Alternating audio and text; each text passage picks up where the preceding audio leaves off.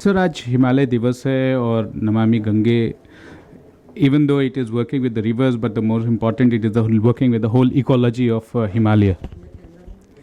Yes, जो हमारे नमामि गंगे का विज़न है वो केवल एक नदी तक सीमित नहीं है। हम पूरे बेसिन को देखते हैं जिसमें पहाड़ भी हैं, जंगल भी हैं, नदियाँ भी हैं, छोटी नदियाँ, बड़ी नदियाँ सब हैं।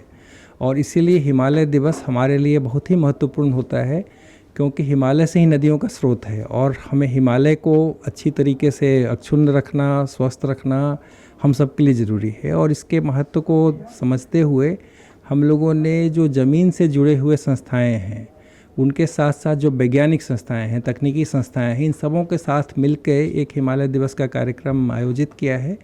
और ये केवल कार्यक्रम मात्र नहीं है, एक संकल्प है कि हम आगे भी भविष्य में इन सबों के साथ मिलकर इस कार्यक्रम को, प्रकृति के संरक्षण के कार्यक्रम को, नदी, पहाड़, जल के संरक्षण के कार्यक्रम को किस तरह से आगे लेके जाएंगे। सर आपने टेक्निकल सेशंस भी रखा है और आईआईटीज़ के साथ तो हम देखते आ रहे हैं कई सालों से आपका बहुत स्ट्रांगली आईआईटी और रुड़की आईआईटी जो है इनके साथ आपका टाई अप है that adds a lot of value to the whole work of the Namami Gange and the rejuvenation of the whole river basin.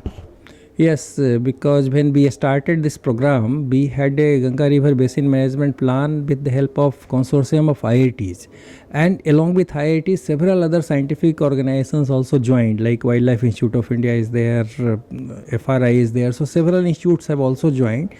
That led to a very good scientific plan of action, and then we are working with them.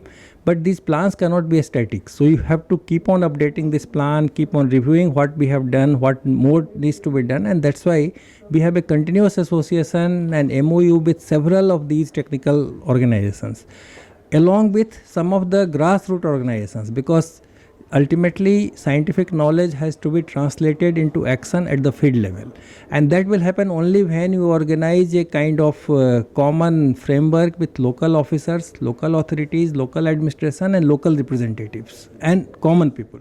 So I think we are working with that kind of overall strategy और उससे हमें सफलता भी मिल रही है।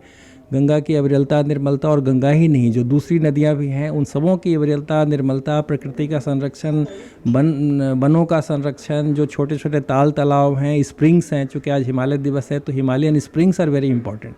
Himalaya springs से ही वहाँ के लोगों को पीने का जल भी मिलता है, तो उसको भी संरक्षित रखना, उसको भी सुरक्षित रखना हमारे लिए उतना ही आवश्यक है। एक आखिरी सवाल सर, नमामि गंगे के आगे के क्या प्रोजेक्ट्स होंगे?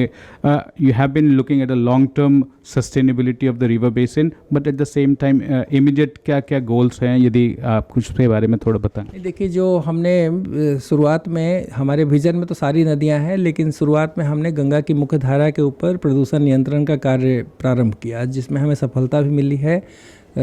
Number of projects have been completed. Now we are focusing for last 2 years and in future also on the tributaries.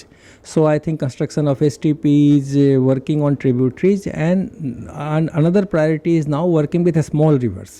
Rejuvenate small rivers, bring water back into these small rivers, because these small rivers will again bring water to the bigger rivers. So I think small rivers, wetlands, and then pollution abatement at tributaries.